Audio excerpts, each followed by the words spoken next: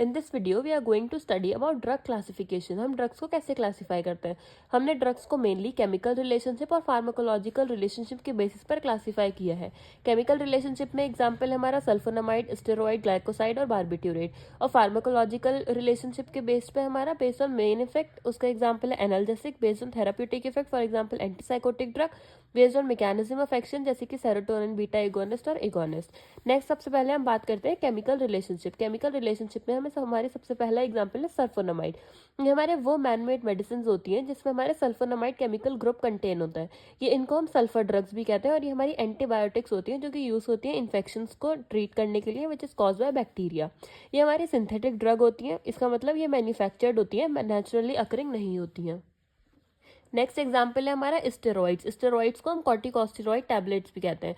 ये हमारी वो एंटी इन्फ्लेमेटरी मेडिसिन होती हैं जो कि ट्रीट करती हैं बहुत सारी कंडीशंस को। ये हमारी कुछ कंडीशंस को ट्रीट करती हैं जैसे कि allergies, asthma, inflammatory bowel disease, Edison's disease और अर्थराइटिस।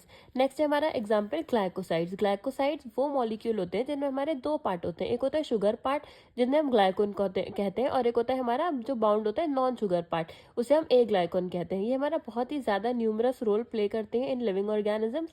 प्लांट स्टोर करते हैं important chemicals in the form of inactive glycosides. In these chemicals are needed, the glycosides are brought in contact with the water and the enzyme and the sugar part is broken off, making the chemical available for use. Many such plants glycosides are used as medications. Glycosides को हम और कैसे classify किया गया है according to chemical nature of a glycan. इसका एक example है कार्डियक ग्लाइकोसाइड जो हमारे इंप्रूव करती है कार्डियक आउटपुट को उन लोगों में जिनमें हार्ट फेलियर होता है और ये हेल्प करती है slow heart beat that are too fast, also for arterial fibrillation और हार्ट फेलियर। नेक्स्ट एग्जाम्पल है हमारा बारबिट्यूरेट्स। ये वो कैटेगरी होती है हमारी सेडेटिव हिप्नोटिक मेडिसिन की जो कि वो केमिकल्स होते हैं जो यूज़ होते हैं टेंशन को रिड्यूस करने के लिए और एंग्जाइटी को रिड्यूस करने के लिए और इंड्यूस करते हैं काम, मतलब सेडेटिव इफेक्ट, और स्लीप इंड्यूस करते हैं जिसे हम हिप्नोटिक इफेक्ट कहते हैं।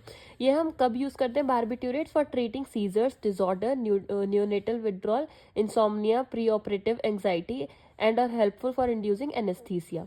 नेक्स्ट हमारी क्लासिफिकेशन थी बेस्ड ऑन फार्माकोलॉजिकल रिलेशनशिप। इसमें सबसे पहले बात आएगी हमारी मेन इफेक्ट में। तो इसमें एग्जांपल है हमारा एनाल्जेसिक्स। ये हमारी वो मेडिकेशंस होती हैं जो कि यूज होती हैं हमारे management and treatment of pain.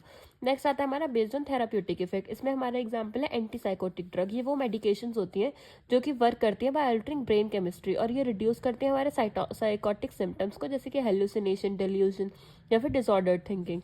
Next आता है based on mechanism of action. इसमें हमारा एग्जांपल है serotonin, selective serotonin reuptake inhibitors that treat depression by increasing level of serotonin in brain। ये हमारे डिप्रेशन को ट्रीट करती है जब by increasing the level of serotonin in brain. Next है हमारा बीटा एगोनिस्ट। ये वो मेडिकेशंस होती हैं जो कि ओपन करती हैं ब्रोंकियल ट्यूब्स को लंग्स में और ये हमारी यूज़ होती हैं for the symptoms of asthma, bronchitis, emphysema और जो हमारी लंग डिजीज होती है उसमें हम यूज़ करते हैं बीटा एगोनिस्ट। ये हमारी कफ को रिलीव करती हैं, वीजिंग को रिलीव करती हैं, शॉर्टनेस ऑफ ब्रीदिंग और ट्रबल्ड ब्रीदिंग को रिलीज करती हैं by increasing the flow of air through bronchial tubes. Next है हमारा एगोनिस्ट। एगोनिस्ट हमारे वो सब्सटेंस होते हैं जो मिमिक करते हैं एक्शन को ऑफ न्यूरोट्रांसमीटर और hormone to produce a response when it binds to a specific receptor in the brain।